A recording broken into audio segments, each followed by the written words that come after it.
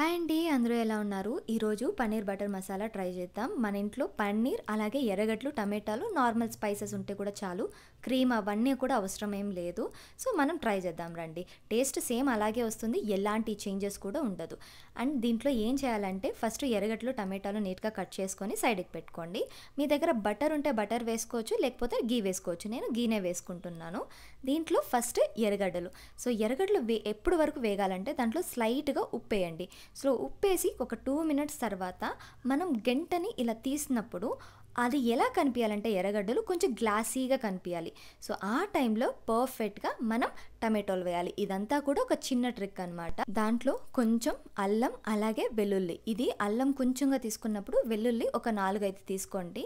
So taste కోసం. అలాగే దీంట్లో క్యాష్యూ వేసుకున్న తర్వాత ఈ క్యాష్యూ ఎలా అంటే కొంచెం నానబెట్టుకోండి. ఒక 5 మినిట్స్ ముందు నానబెట్టారంటే అది ఇంకా బాగుంటుంది. ఎక్కువ క్యాష్యూస్ వేసుకోకండి. ఇది మొత్తం కూడా ఉడకాలి. సో మొత్తం కూడా ఆ ఆవిరికి మొత్తం ఉడికాక దీన్ని ఏం చేద్దామంటే పేస్ట్ చేసి సపరేట్ పెట్టుకునేయండి. ఇప్పుడు బాండ్లీ తీసుకొని ఒక 4 స్పూన్ల గీ, అలాగే ఆకు, ఇలాచి, అలాగే ఒక చెక్క, ఇవన్నీ కూడా వేసుకొని మొత్తం ఫ్రై చేసుకుంది. ఆ స్పైసెస్లో ఉండే ఇదంతా కూడా గీకి వెళ్ళేంత వరకు. అలాగే ఇప్పుడు మనం మిక్సీ చేసుకున్నాం కదా, ఆ మిశ్రమాన్ని ఇప్పుడు దీంట్లో వేసేద్దాం. ఇదంతా కూడా మనకి ఆ బటర్లో ఆ మిక్సీ చేసిన ఇదైతే పేస్ట్ ఏదైతే ఉందో అది మొత్తం కూడా రెండు మిక్స్ అవ్వాలి. అప్పుడే అరోమా అంటే స్మెల్ చాలా సూపర్గా ఉంటుంది. ఒక్కసారి ఆ మిక్స్చర్ అంటే ఆ మిక్సీకి వేసిన పేస్ట్ ఏదైతే ఉంటుందో అది మనం దాంట్లో వేసింది ఒకలాంటి స్మెల్ అయితే వస్తుంది. సూపర్గా ఉంటుంది. మొత్తం కొంచెంసేపు ఉడికాక ఇప్పుడు దాంట్లో గరం మసాలా, అలాగే కారం, ఇప్పుడు 1/2 స్పూన్ చక్కెర వేస్తాం. ఇదంతా కూడా స్పైసెస్ని ఆ టేస్ట్ని మొత్తం సమానంగా వచ్చేంత వరకు టేస్ట్ చేసి చూడండి. ఏది తక్కువ ఉంటే అది బ్యాలెన్స్ చేయండి.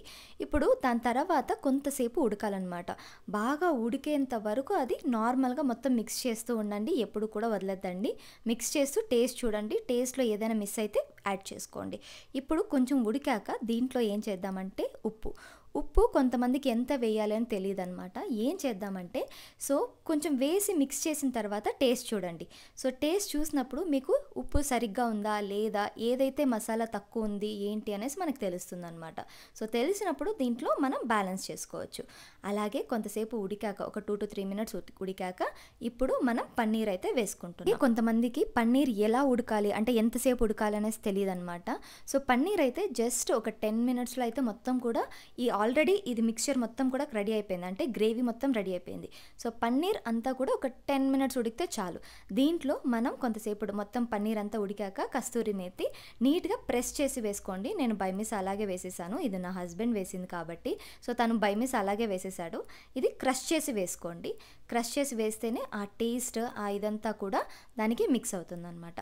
ఇప్పుడు నీట్గా దాన్ని మిక్స్ చేసుకొని ఇది ఆల్మోస్ట్ అయిపోయింది. ఒక 2 మినిట్స్ ఉడికాక టేస్ట్ చూడండి. పన్నీర్ కొంచెం తుంచి తినండి. తిన్నప్పుడు మీకు తెలుస్తుంది పన్నీర్ ఉడికిందా లేదా అనేసి. సో అప్పుడు బాగా ఉడికింది అన్నప్పుడు మనం ఆఫ్ చేసేయండి.